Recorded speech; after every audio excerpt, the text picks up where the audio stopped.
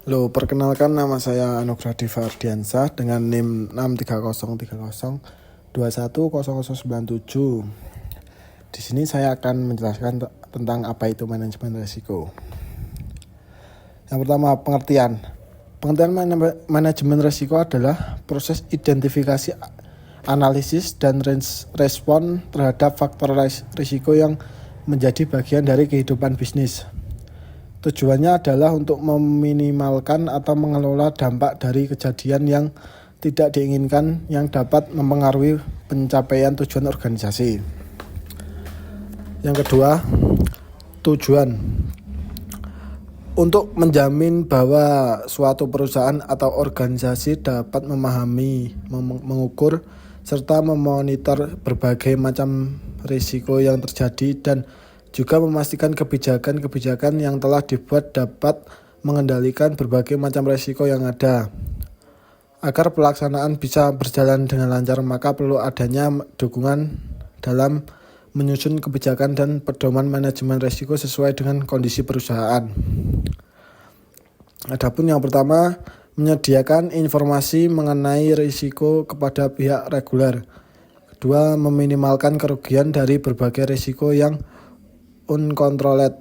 Yang ketiga, agar perusahaan tetap hidup dengan perkembangan yang berkesinambungan.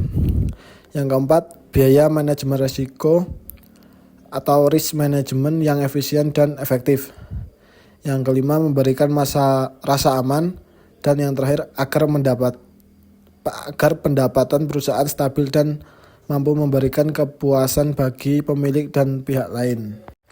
Prinsip manajemen risiko. Yang pertama ada perumusan tujuan, yang kedua kesatuan arah, yang ketiga pembagian kerja dan pendelegasian wewenang, dan keempat koordinasi, dan yang terakhir pengawasan.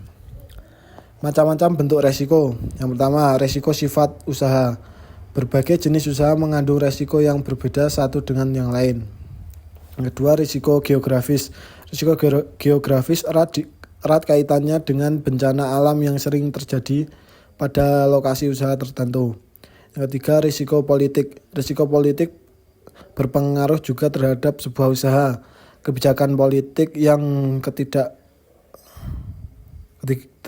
jelas bisa menyebabkan kegagalan pada sebuah usaha. Contoh studi kasus pembekuan kegiatan usaha PT Bank Global oleh Bank Indonesia. Pada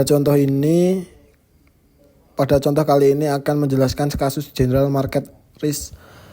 Dengan studi kasus Bank Syariah Bank Indonesia membekukan kegiatan usaha PT Bank Global.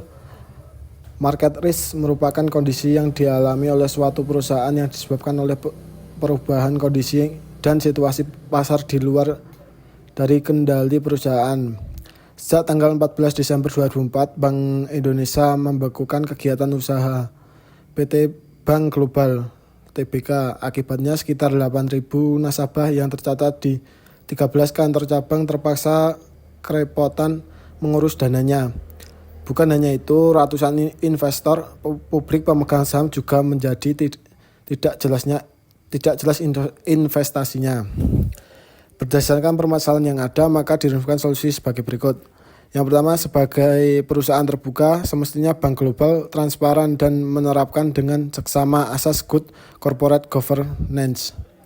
Yang kedua, seperti dilansir Investor Daily Only, bahwa kehancuran Bank Global sangat boleh jadi disebabkan oleh sebuah kolusi antara pengelola Bank Global dengan Producers Asset Management atau PAM. Ketiga, kasus Bank Global menarik diikuti karena kasus ini mencoreng citra reksadana, sebuah instrumen pasar modal yang mengalami pertumbuhan pesat selama 2 tahun terakhir. General market risk adalah risiko yang disebabkan oleh suatu kebijakan yang dilakukan oleh lembaga terkait yang mana kebijakan tersebut mampu memberikan pengaruh bagi seluruh sektor bisnis. Hal terpenting dari kasus-kasus pembekuan bank adalah pembelajaran bagi pemilik maupun pengurus bank untuk bercermin diri dalam pengelolaan keuangan dan manajemen perbankan agar tidak menyimpang dari ketentuan-ketentuan yang ada. serta diharuskan menerapkan prudential banking principle lebih lanjut bagi para nasabah agar tidak gegabah dan senantiasa berhati-hati jika ingin menempatkan dananya pada lembaga perbankan maupun lembaga keuangan lainnya. Kesimpulan, manajemen risiko adalah elemen kunci dalam strategi organisasi yang efektif. Dengan menerapkan proses manajemen risiko yang terstruktur, organisasi dapat mengurangi potensi kerugian, mengambil keputusan yang lebih baik, dan memanfaatkan peluang dengan lebih baik. Proses ini harus dinamis dan berkelanjutan, disesuaikan dengan perubahan lingkungan dan dinamika bisnis.